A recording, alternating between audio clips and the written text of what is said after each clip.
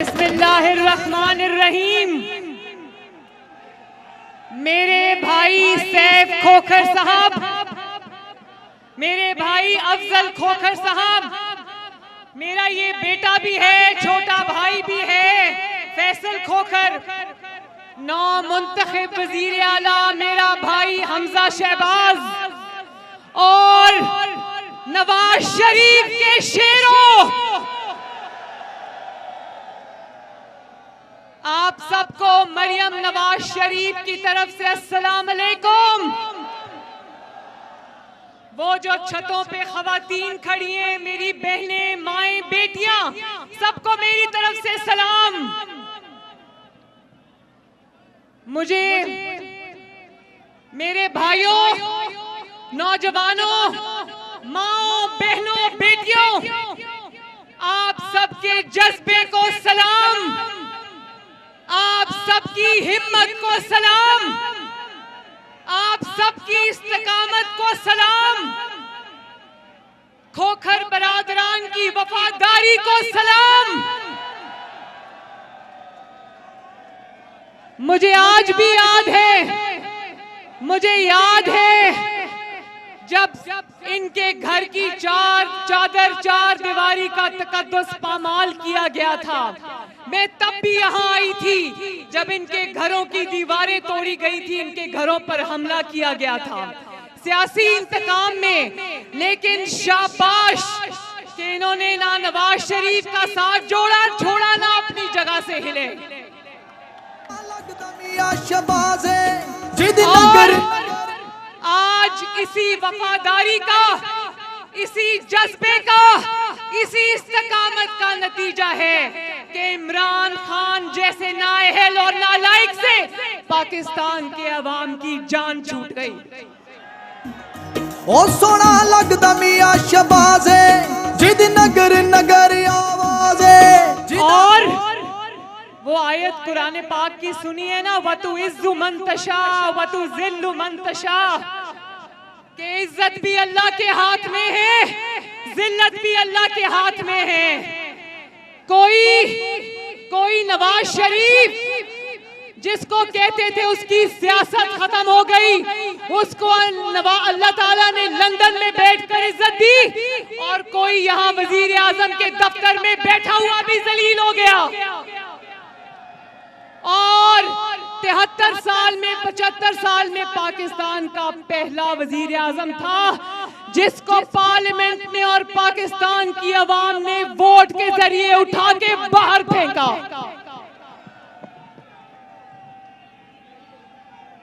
अभी तो तुम्हारी नवाज शरीफ ने लंदन बैठ के तुम्हारी हुकूमत खत्म की है ना, अल्लाह के फजल से।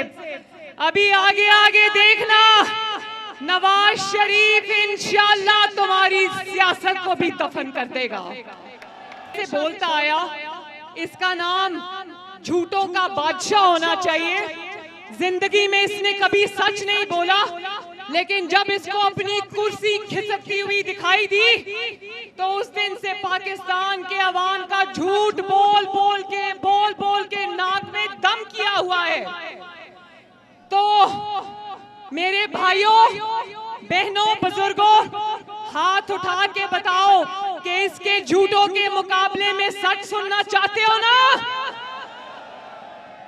तो फिर अब मरियम नवाज और हमजा शहबाज का फर्ज है कि वो घर घर जाकर, हल्के में जाकर, अवाम में जाकर इसका सच अवाम को बताएं कि इसका असल चेहरा क्या है।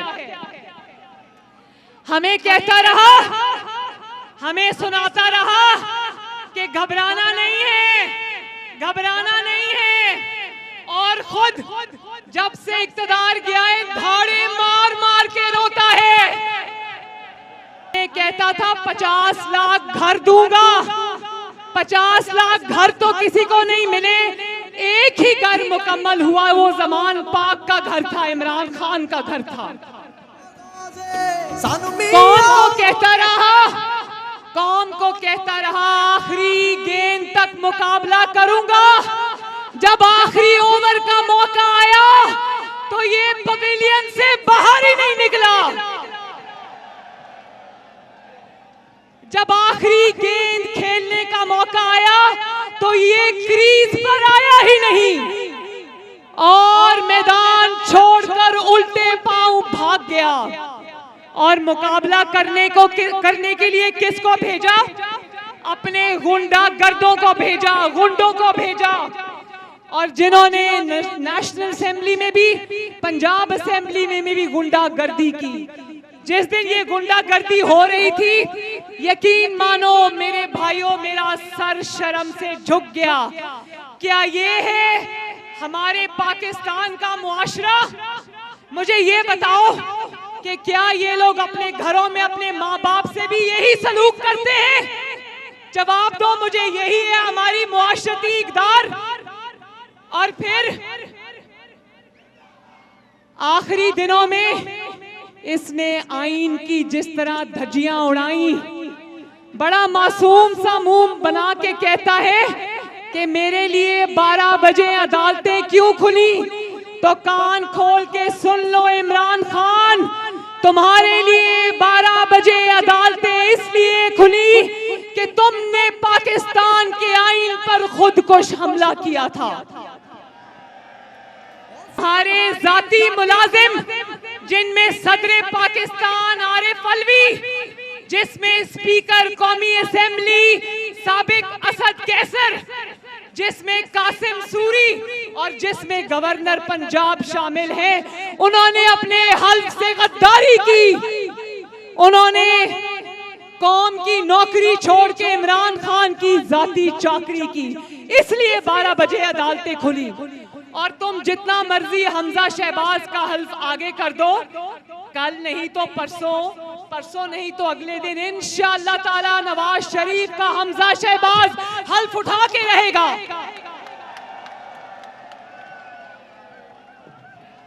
तुम्हारा क्या ख्याल था कि तुम अदालतों के हुक्म को पांव के नीचे रोंदोगे और अदालतें तुम्हारा मुंह देखती रहेंगी?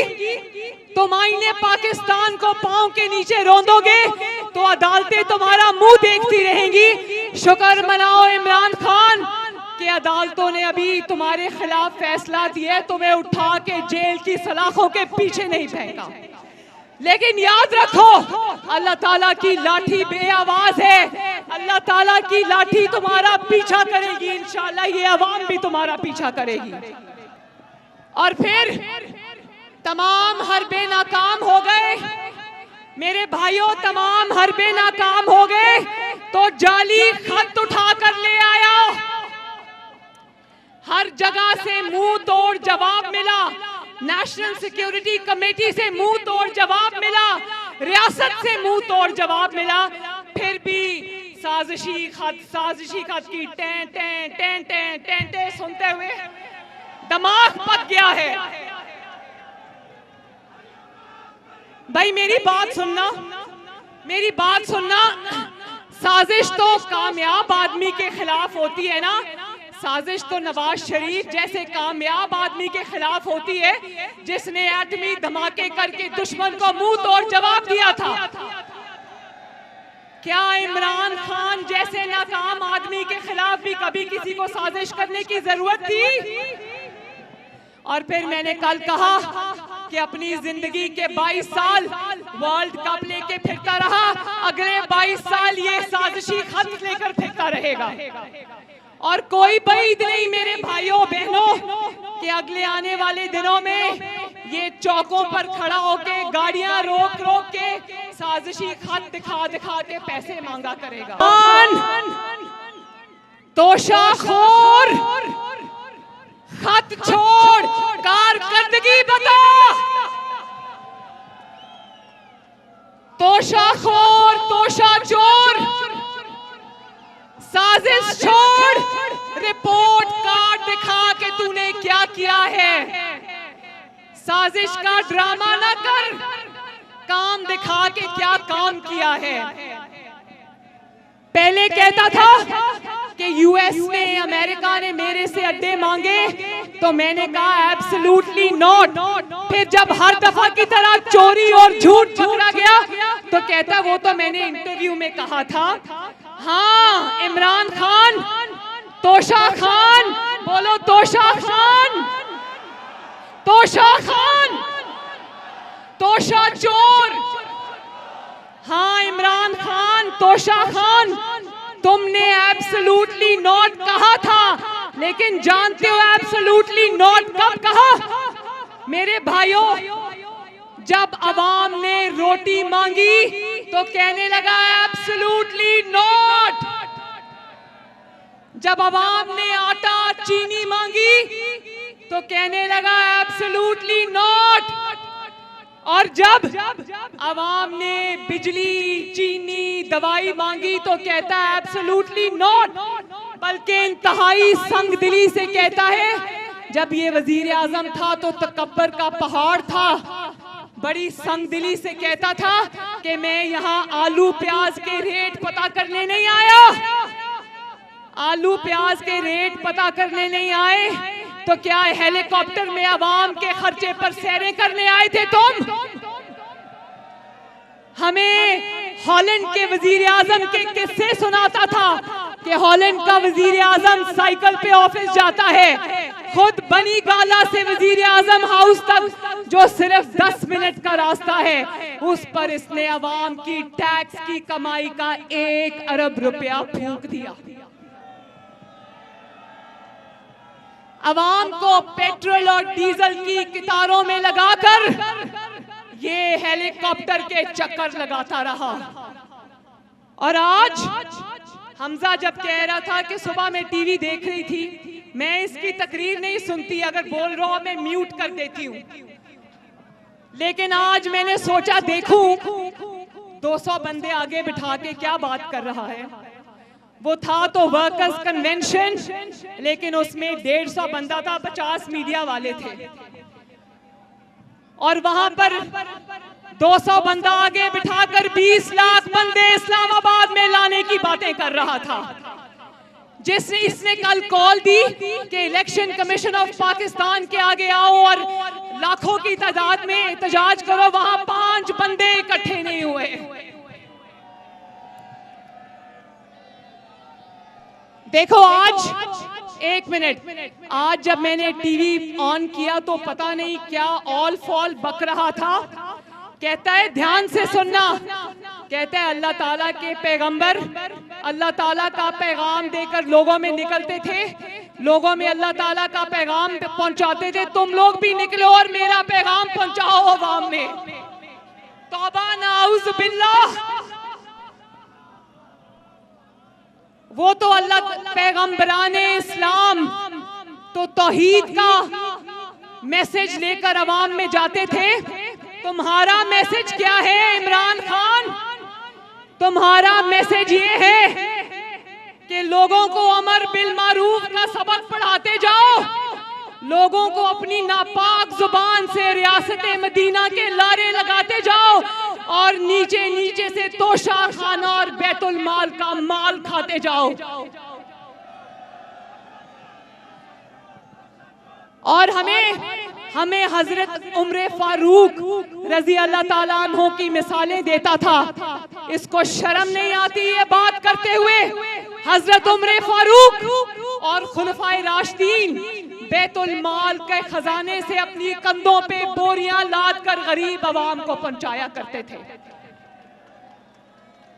वो बैतुल माल के तोहफे निकाल कर करोड़ों में बेच नहीं देते थे। और फिर मजहब के बारे में, इस्लाम के बारे में, अंबिया अलैहिस्सलाम के बारे में इतनी गैर मोहतात गुफ्तगू। मैं मौलाना तारिक जमील साहब से अदब से ये अर्ज करना चाहती हूँ कि इमरान खान को समझाएं कि मजहब के बारे में इतने नाजेबा कलिमात अपने नापाक जुबान से मत अदा किया करें। और कोई है जो इस नफ्सियाती मरीज को लगाम दे, कोई है जो इसको पागल खाने की 10 नंबर बस पर बिठा कर आए।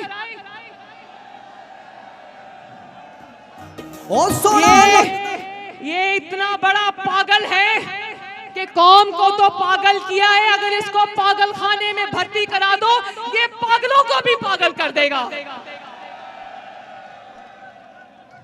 और फिर कहता है कि लोगों को जब आज कह रहा था कि लोगों को जब ईद पे गले मिलना तो उनके कान में कहना हकीकी आजादी के लिए बाहर निकलो। मैं कहती हूँ कि जब लोगों को गले मिलना ईद पर तो कान में कहना गोगी बचाओ तहरीक के लिए बाहर निकलो।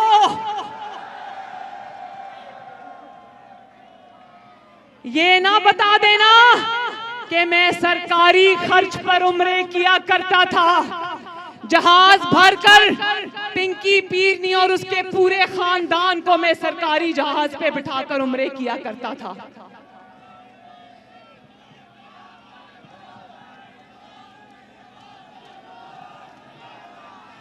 मेरे भाइयों जरा हाथ उठाकर बताना, जानते हो ना फराह गोगी कौन है? फराह खान यानी कि इमरान खान। आज एक नया किस्सा सुनो जिसके सबूत आज टीवी की स्क्रीन्स पर चल रहे थे।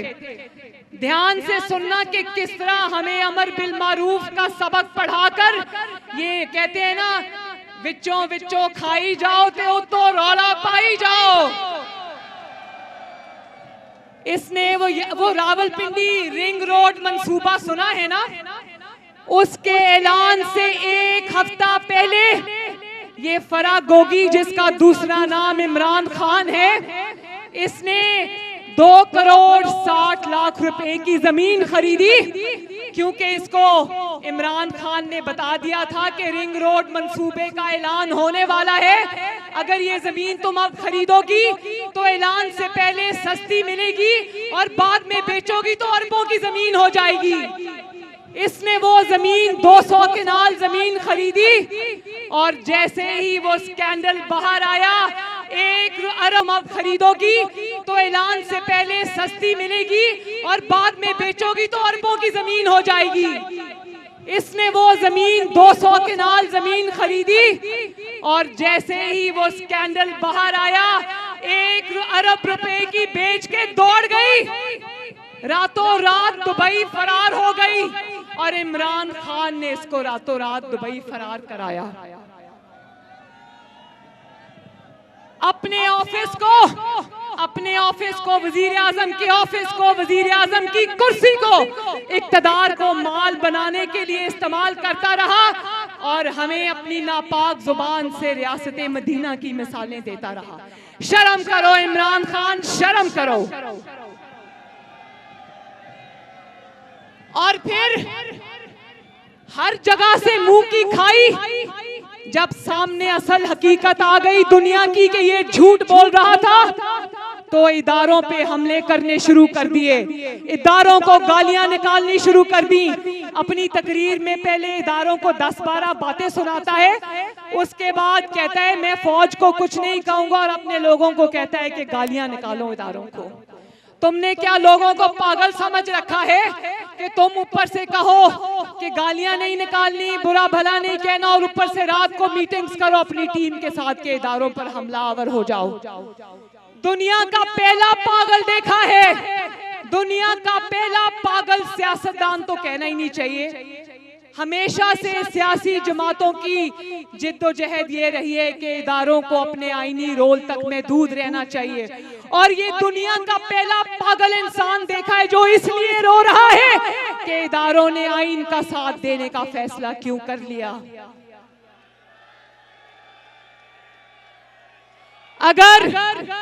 अगर इदारे आईन के साथ खड़े हैं तो ये तो अच्छी बात है ना, इसमें इतनी मिर्चें इमरान खान को क्यों लग रही हैं? इसमें इतनी मिर्चें इमरान खान को इसलिए लग रही हैं कि इसको चीटिंग करके, नकल करके पास होने की आदत पड़ गई है। और अब कोई चीटिंग कराने को तैयार नहीं, कोई नकल करके पर्चा कराने को तैयार नहीं, तो इसके रोने की आवाजें दूर दूर से आ रही हैं। और ये जो जल्दी इलेक्शन का ड्रामा रचा रहा है ना इमरान खान, इलेक्शन होंगे इंशाल्लाह जरूर होंगे। मुस्लिम लीग नून के शेर इलेक्शन से नहीं डरते, क्योंकि मुस्लिम लीग नून की जड़ें अवाम में हैं। इलेक्शन से तो वो डरे जिसने अपनी हुकूमत होते हुए 16 में से 15 ज़िमनी इंतखाबात हारे। मुस्लिम लीग नून इलेक्शन से क्यों डरे? मुस्लिम लीग नून तुम्हारी धांधली और हुकूमत के बावजूद 16 में से 15 इंतखाबात जीत गई थी। तो ये जो जल्दी जल्दी, एक मिनट आखिरी बात, ये जो जल्दी जल्दी इलेक्शन कराने का मंसूबा है ना, इसमें इलेक्शन कराना मकसूद नहीं है। इसमें इमरान खान तकर्रियों में मुदाखलत चाहता है और चाहता है कि तकर्रियों में मुदाखलत करके ये अगला इलेक्शन भी फिक्स कर ले।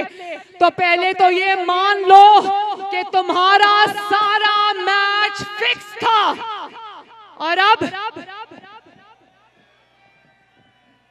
याद रखो इमरान खान, तुम्हारी धौंस पर, तुम्हारी गुंडागर्दी पर अगली तकर्रियों का फैसला नहीं होगा।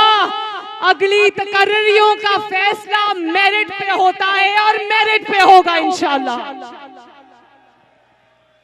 और आखिरी बात, एक है शहबाज स्पीड।